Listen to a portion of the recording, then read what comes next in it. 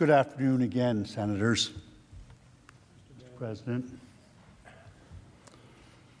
There are two fundamental questions for purposes of this free speech analysis.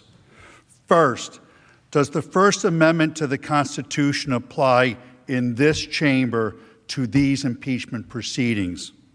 Second, if it does, do the words spoken by Mr. Trump at the Ellipse on January 6th meet the definition of constitutional incitement so as to void the protections afforded by the First Amendment? I will explain why the answers to both of these questions must be a resounding yes. The Constitution and the First Amendment must certainly apply to these impeachment proceedings, and Mr. Trump's speech deserves full protection under the First Amendment. But before getting into the legal analysis, some preliminary observations about the House manager's case should be made. First, this case, unfortunately, is about political hatred.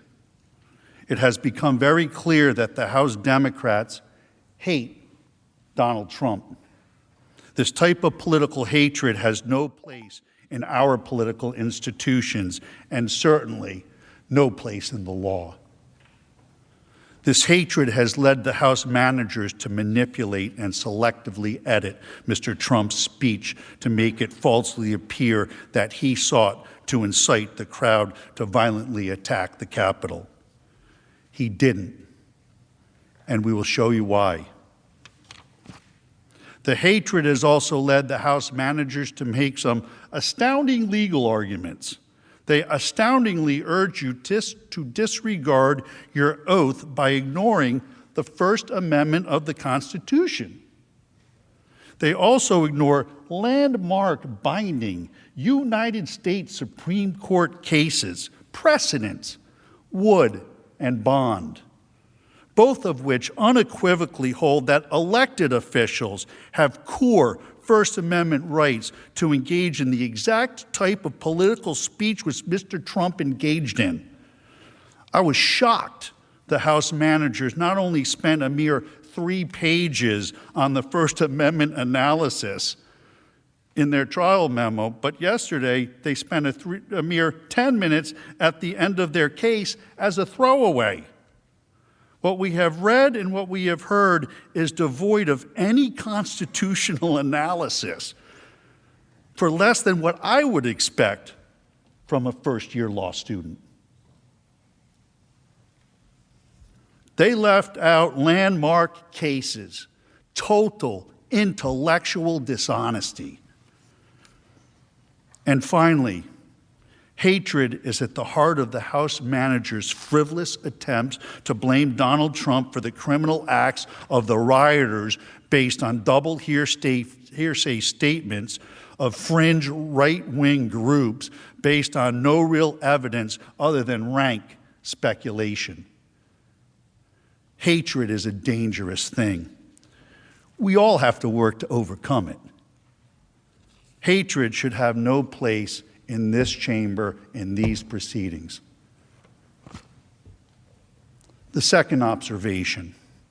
The Senate is presented with an extraordinary task sitting in judgment of a former president's words in a speech that he gave at a political event. The House managers accused Mr. Trump of using his words to incite the horrific events at the Capitol on January 6th. But yesterday, they gave you a new and novel standard of incitement with an element of foreseeability, a negligence concept. They cite zero case law. They made it up. This task of applying a completely made-up legal standard of incitement to an impeachment proceeding is truly an unprecedented task for the Senate. And that is something the Senate must seriously consider when deciding the issue. Do you want to create a precedent where the Senate will be tasked with sitting in judgment as to the meaning and implied intent of a president's words? or words of any elected official? Will that allow and maybe encourage a majority party to weaponize the awesome power of impeachment against the minority to suppress a point of view?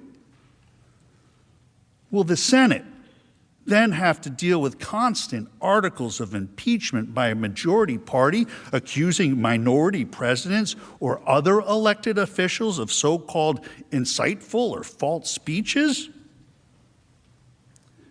You can see where this would lead. Sadly, we have all seen the political rhetoric get ratcheted up over the last few years.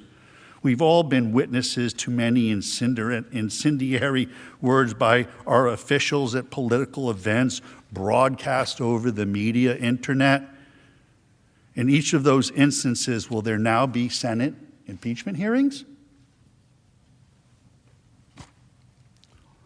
One last observation.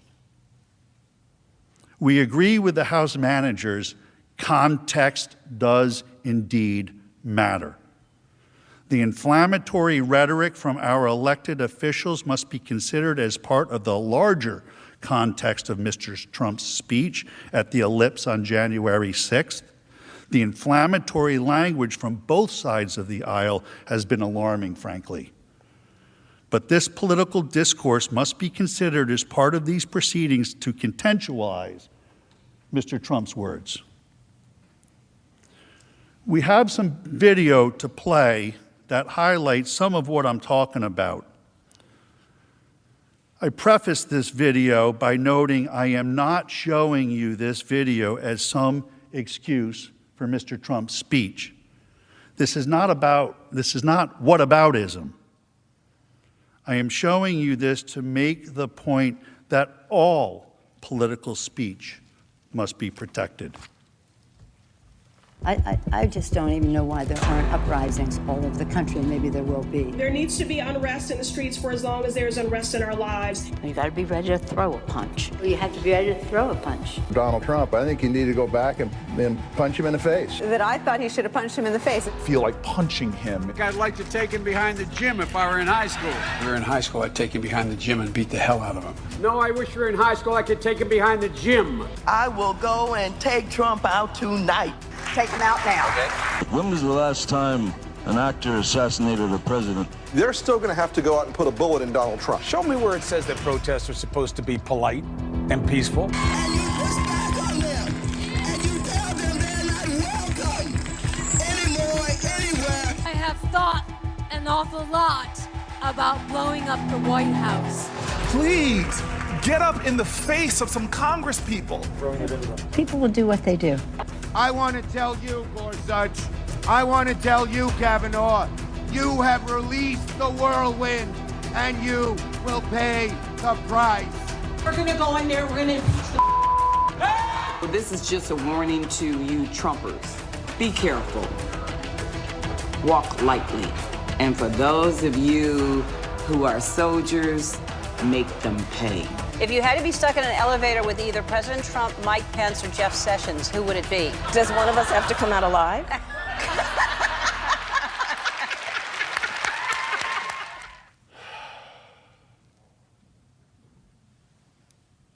Again, I did not show you their robust speech to excuse or balance out the speech of my client, for I need not. I showed you the video because in this political forum, all robust speech should be protected, and it should be protected evenly for all of us. As a brief aside, we should all reflect and acknowledge the rhetoric has gotten to be too much and over the top. It is grating on the collective well-being of the body politic, the citizens. Most would like it to stop. But the point is, when you see speech such as this, you have to apply the First Amendment evenly, blindly. She is blind, Lady Justice. Question 1. Does the First Amendment apply to this chamber in these proceedings? The House manager's position, as stated in their trial brief, is, and I quote, "The First Amendment does not apply at all to an impeachment proceeding." That's their position. This is plainly wrong. The text of the First Amendment expressly restricts Congress from regulating speech.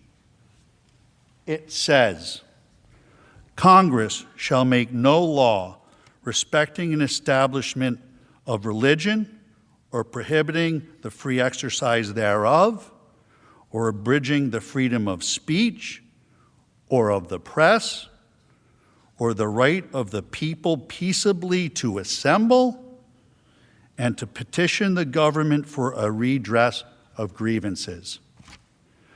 To ignore the Constitution would be contrary to the oath of office of a United States Senator.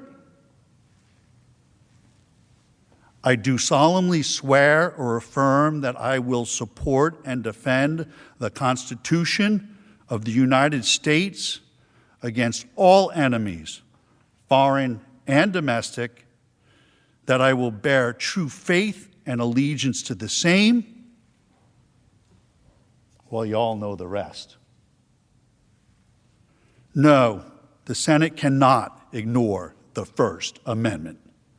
The Constitution itself limits the ability of the House to impeach to limited items, such as high crimes and misdemeanors. The position advanced by the House managers is essentially an unlimited impeachment standard without constitutional guardrails, unmoored to any specific legal test other than the unbridled discretion of Congress. This is distinctly not the intent of the framers.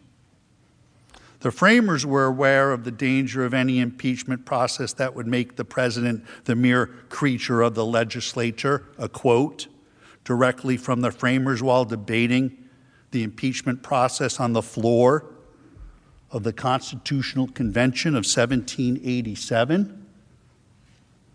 The framers were fearful that any impeachment process that gave Congress full discretion on the standard for impeachment would constitute nothing less than a violation, quote, a violation of the fundamental principle of good government. One founding father, James Wilson, wrote extensively on the impeachment process. Mr. Wilson was a renowned legal scholar at the time, a law professor at the University of Pennsylvania in Philadelphia.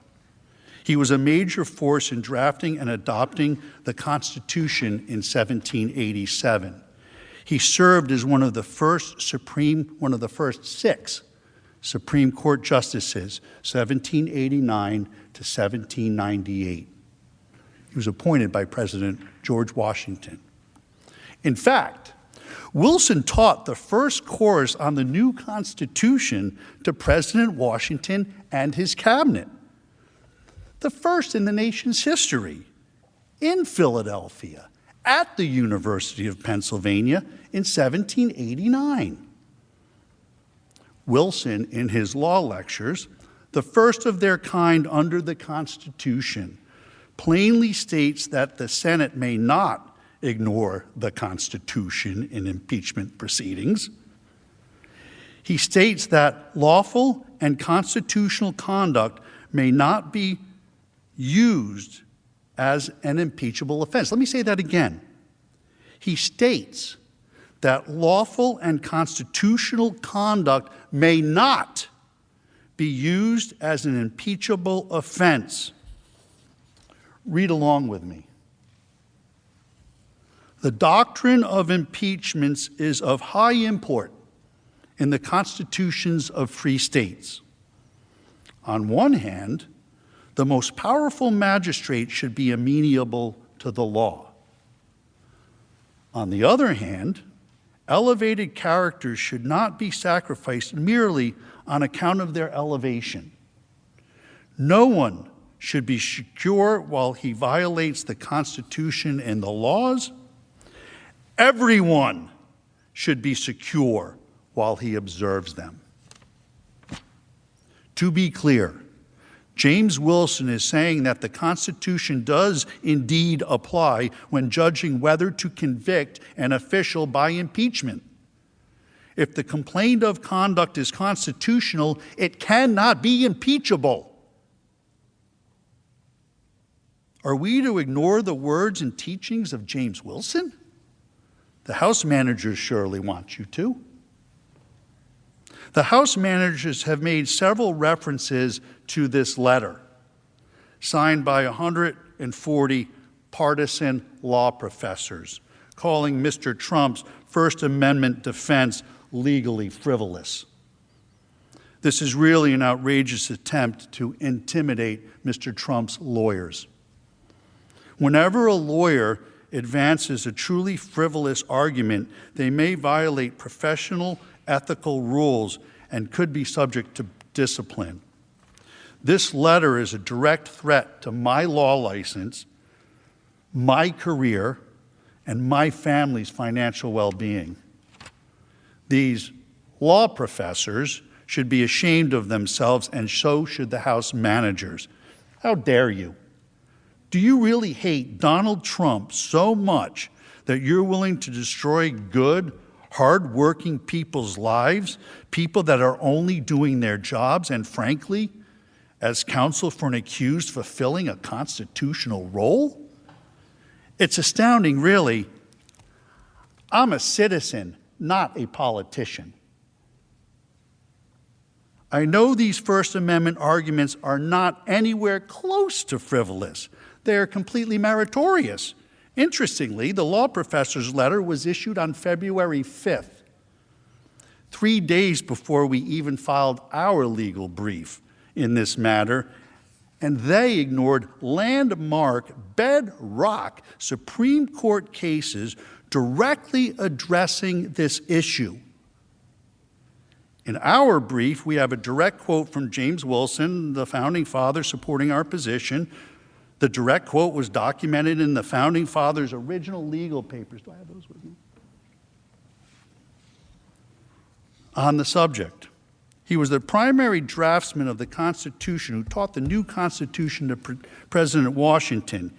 He says so long as acts of elected officials like Mr. Trump are constitutionally protected, he should not be impeached. We have landmark U.S. Supreme Court decisions, Wood and Bonds, which I'll explain in detail, supporting our position. All of this the House managers and the partisan law professors completely and misleadingly ignore. Frivolous? Hardly. The letter is a bully tactic, and I think evidence is the House managers know they have a problem with the First Amendment defense on the merits, so they're resorting to such tactics. The House manager's suggestion that the First Amendment does not apply to this impeachment process is completely untenable. Ignoring the First Amendment would conflict with the senator's oath of office. It would also conflict with well-settled Supreme Court precedent and ignore the intent of the framers of the Constitution, such as James Wilson. Above all else, ignoring the Constitution would adopt the new Raskin common sense doctrine we heard yesterday, eroding hundreds of years of First Amendment protections. We are here under the Constitution. It is illogical what the House managers say. The Constitution does apply to this constitutional impeachment process. It's double talk, nonsense, illogical. If the House managers had their way, they would ignore all of the Constitution. Does that include the Sixth Amendment? The right to counsel? They would have Mr. Trump sitting here without lawyers. And who would be next? It could be anyone. One of you. Or one of you. You must reject this invitation to ignore the First Amendment. It is anti-American and would set dangerous precedent forever. The law has developed over the years to clearly establish elected officials have the right to engage in protected speech. Mr. Trump is not just a guy on the street or a guy at a bar or a fire chief or a police officer. There were a few of them in there. All analogies given by the House managers. These sideways analogies are wrong. Mr. Trump was an elected official, and there is an entire body of law, Supreme Court landmark cases supporting the conclusion that Mr. Trump actually has enhanced free speech rights because he is an elected official. These cases are ignored by the House managers and the law professors. And that, too, is total intellectual dishonesty. The Supreme Court has long held that the First Amendment's right to freedom of speech protects elected officials. Two important on-point decisions from the Supreme Court, Wood versus Georgia and Bond versus Floyd, expressly contradict the House managers' position. The House managers do not even cite those cases in their brief. They barely acknowledged them in their reply, and they were mum on them yesterday. In Wood versus Georgia, the Supreme Court addressed a case involving a sitting sheriff whose reelection was being investigated by a grand jury and paneled by a judge based on allegations of irregular Negro bloc voting. It was in the 60s. The sheriff spoke publicly in multiple press releases calling the grand jury investigations racist, illegitimate, and an attempt to intimidate voters. He even urged the grand jurors on how to decide the issues and not let its high office be a party to any political attempt to intimidate voters. The sheriff viewed the grand jury as challenging the legitimacy of his election. The sheriff even sent a letter to the grand jurors with these allegations, which is an extraordinary step since laws in most states, including Georgia, prohibit attempts to influence or intimidate jurors. The sheriff was charged and convicted of contempt of court and obstruction of the grand jury. But the Supreme Court, in a decision written by Justice Brennan, reversed. The court held that the First Amendment protected an elected public official's speech because the voting controversy directly affected the sheriff's political career. G29. The petitioner was an elected official and had, read with me, please, everybody. The petitioner was an elected official and had the right to enter the field of political controversy, particularly where his political life was at stake. The role that elected officials play in our society makes it all the more imperative that they be allowed freely to express themselves on matters of current public importance. Wood, thus, stands for the proposition that a difference of political opinion expressed in a speech on an issue of voting irregularity cannot be punishable where all that was done was to encourage investigation and peaceful political speech. Just like Mr. Trump has done here. The legal scholars call that directly on point. A second case, Bond versus Floyd, involved a state legislature punishing an elected official for protected political speech. Bond is particularly instructive here, too.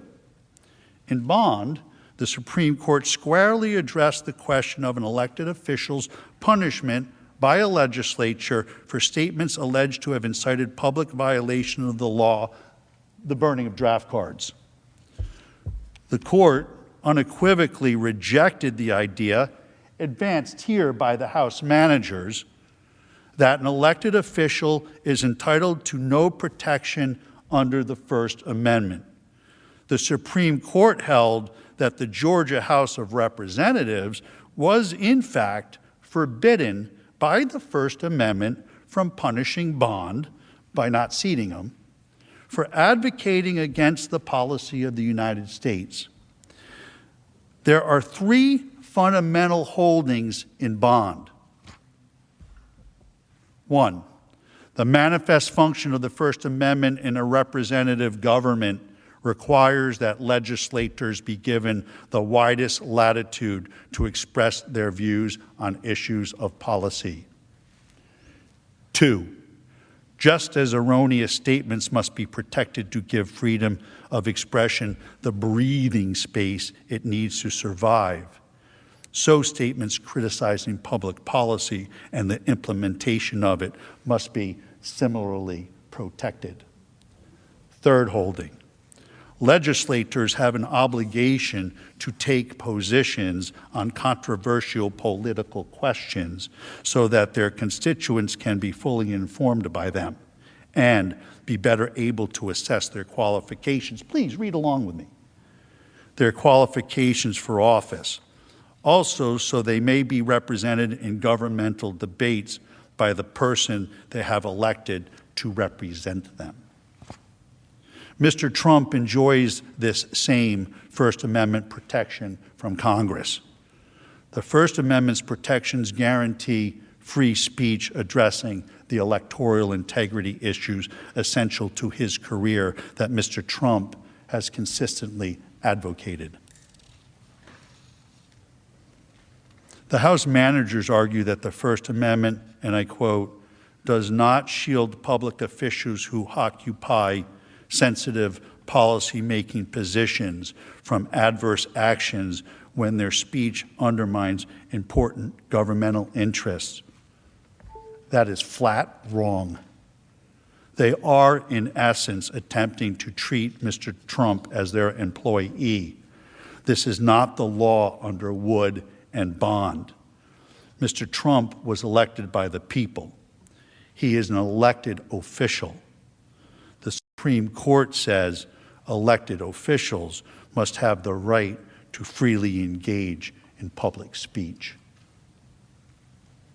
Indeed, the Supreme Court expressly rejected the House manager's argument in Wood versus Georgia, holding that the sheriff was not a civil servant, but an elected official who had core First Amendment rights which could not be restricted.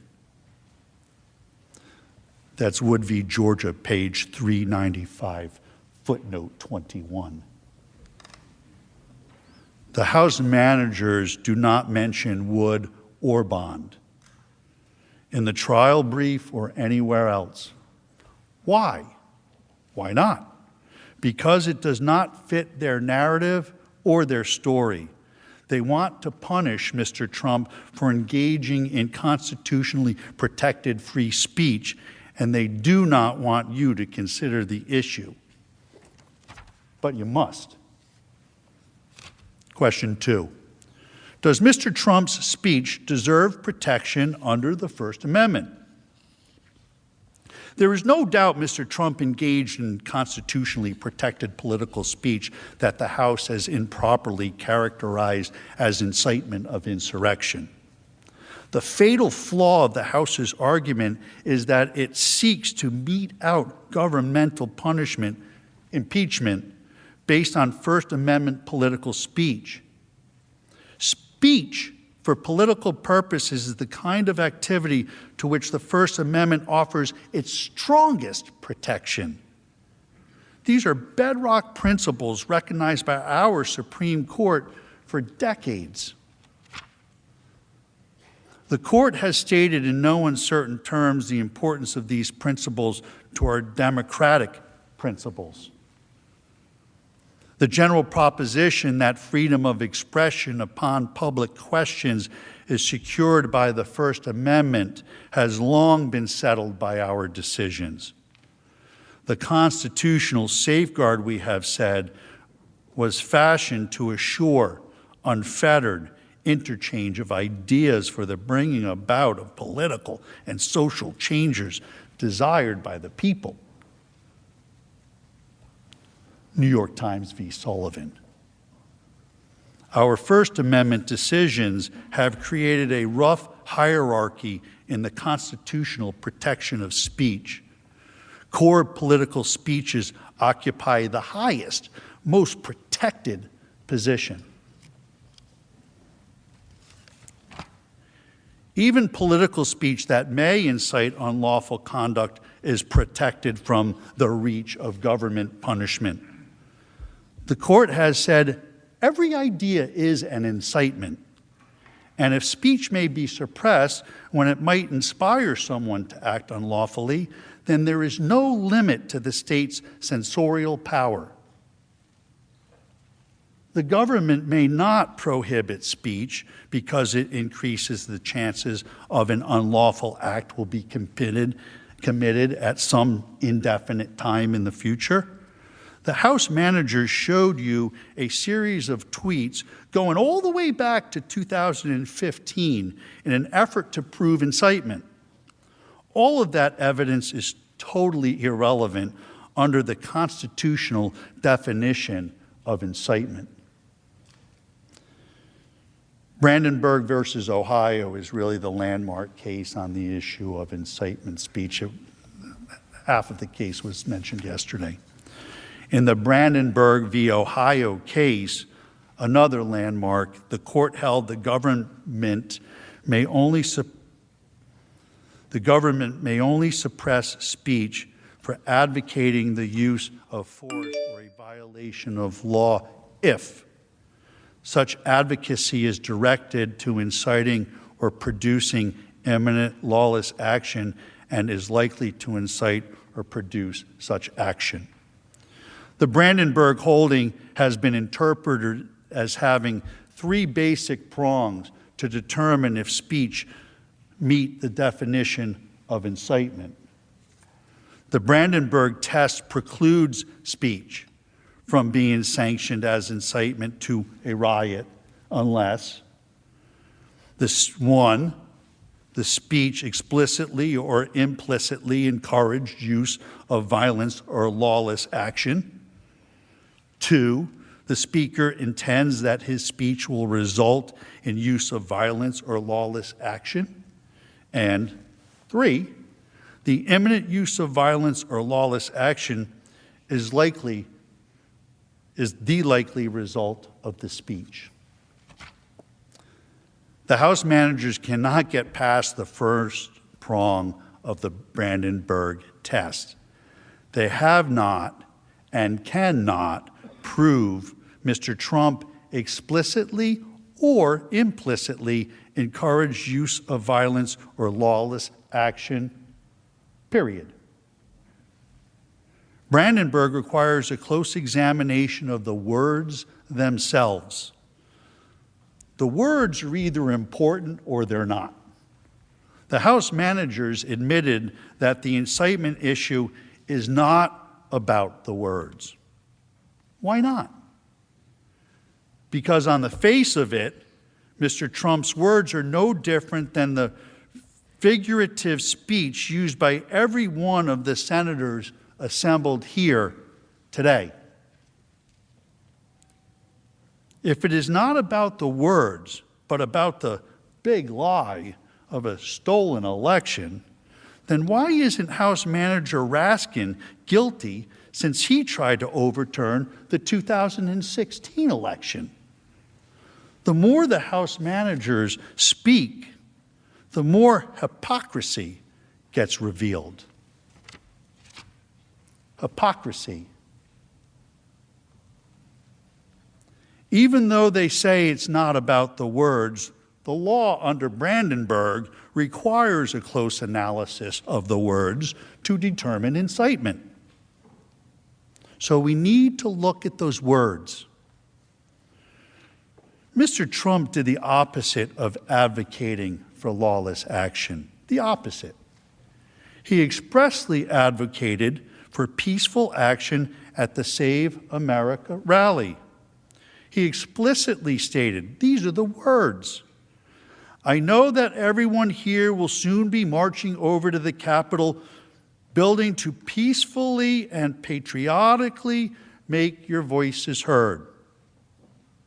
To peacefully and patriotically make your voices heard. That is how this president has spoken for years when he condemns violence, lawlessness, and rioters. The House managers have played manipulated, selectively edited parts of Mr. Trump's speech. They focus heavily on the word fight. The president used the word fight 20 times in his speech. They picked only 2. Why? Why not the other 18? Because they don't tell the story the way they want to tell it. Here are all of them. Listen to the context. And Rudy, you did a great job. He's got guts. You know what? He's got guts, unlike a lot of people in the Republican Party. He's got guts. He fights. He fights. And I'll tell you, thank you very much, John. Fantastic job. I watched. That's a tough act to follow, those two. There's so many weak Republicans, and we have great ones. Jim Jordan and some of these guys, they're out there fighting. The House guys are fighting. But it's incredible. Many of the Republicans, I helped them get in. I helped them get elected. Get rid of, how do you say I want to get rid of America first? Even if you're going to do it, don't talk about it, right? Unbelievable what we have to go through. What we have to go through, and you have to get your people to fight. And if they don't fight, we have to primary the hell out of the ones that don't fight. You primary them. We're gonna let you know who they are. I can already tell you, frankly. Republicans are constantly fighting like a boxer with his hands tied behind his back. It's like a boxer. And we want to be so nice. We want to be so respectful of everybody, including bad people. And we're going to have to fight much harder. And Mike Pence is going to have to come through for us. And if he doesn't, that will be a sad day for our country. Because you're sworn to uphold our Constitution. And the accountability says, if we see somebody in there that doesn't treat our vets well, or they steal, they rob, they do things badly, we say, Joe, you're fired. Get out of here. Before you couldn't do that. You couldn't do that before. So we've taken care of things. We've done things like nobody's ever thought possible. And that's part of the reason that many people don't like us, because we've done too much. But we've done it quickly, and we were going to sit home and watch a big victory, and everybody had us down for a victory. It was going to be great. And now we're out here fighting. I said to somebody I was going to take a few days and relax after our big electoral victory. 10 o'clock, it was over. The American people do not believe the corrupt fake news anymore. They have ruined their reputation. But you know, it used to be that they'd argue with me, I'd fight. So I'd fight, they'd fight, I'd fight, they'd fight, boop, you'd believe me, you'd believe them. Somebody comes out, you know, they had their point of view, I had my point of view. But you'd have an argument. Now what they do is they go silent. It's called suppression. And that's what happens in a communist country. That's what they do. They suppress.